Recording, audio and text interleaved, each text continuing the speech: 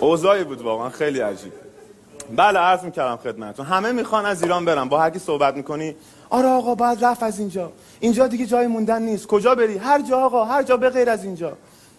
عجیبه واقعا. کجا میرید ولی واقعا؟ یعنی واقعا کجا؟ اینجا فوق العاده است، این کشور عالیه اینجا.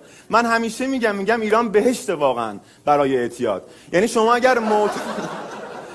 شما اگر معتاد باشی در ایران لذت میبری، همه چی هست، کوک هست، شیشه، حشیش، بنگ، SHL، خانواده نعشجات کلا هست با عالی ترین کیفیت و نازل ترین قیمت واقعا. یعنی خارج که میگید کجای خارج هست که شما توش با ترامادول 3000 تومان فاصله داشته باشید؟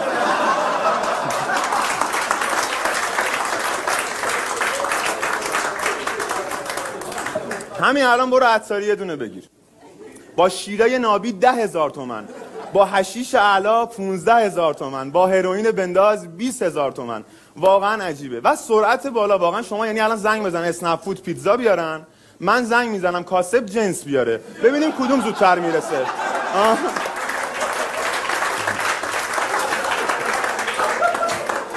یا میخوای شما زنگ بزن کاسب جنس بیاره، من زنگ میزنم. که بنده مدت ایده یک استارتاپی رو در سر دارم با الهام از اسنپ فود به اسم اسنپ دود که توی اون بیاد نزدیکترین کاسب رو به شما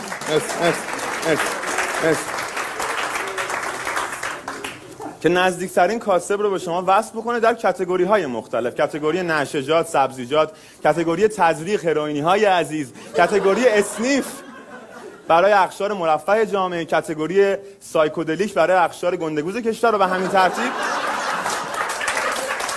مرسی. و حتی شما بتونی در این اپلیکیشن به کاسب مورد نظر خودت امتیاز هم بدی.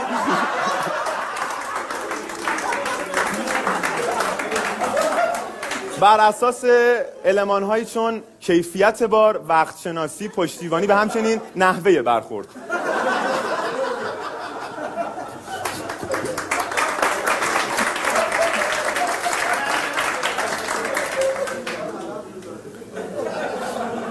اسنپ دود، اعتیاد را با ما تجربه کنید. از شروع مصرف تا اووردوز در کنار شما. اسنپ دود.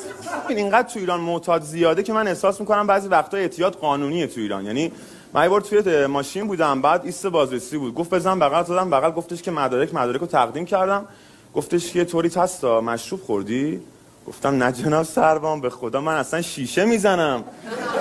بابا اینجا نشسته تریاکی خاندایی عقب بنگی، ما اصلا از خانواده هاش نیستیم، ما عملیم، به خدا این بسته ما نمیچسته.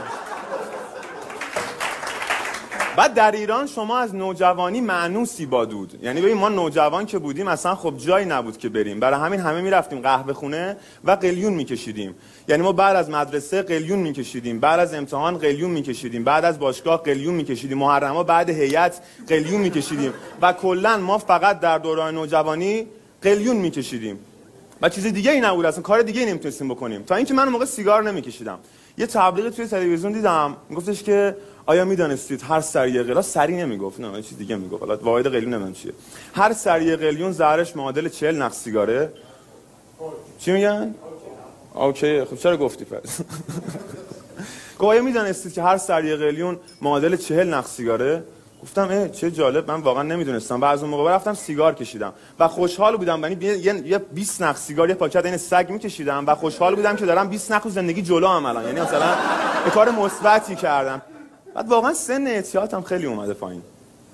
من روز توی پارک داشتم قدم میزدم، یه نوجوان 15 ساله رو دیدم داره بنگ میکشه. رفتم گفتم چیکار داری میکنی؟ خاک بر سرت کنن، این چه کاریه؟ همسن و سالای تو الان دارن هروئین میزنن، تو خیلی عقبی. این آشغال چیه دستت؟ بیا اینو بکش. چیکار داری میکنی؟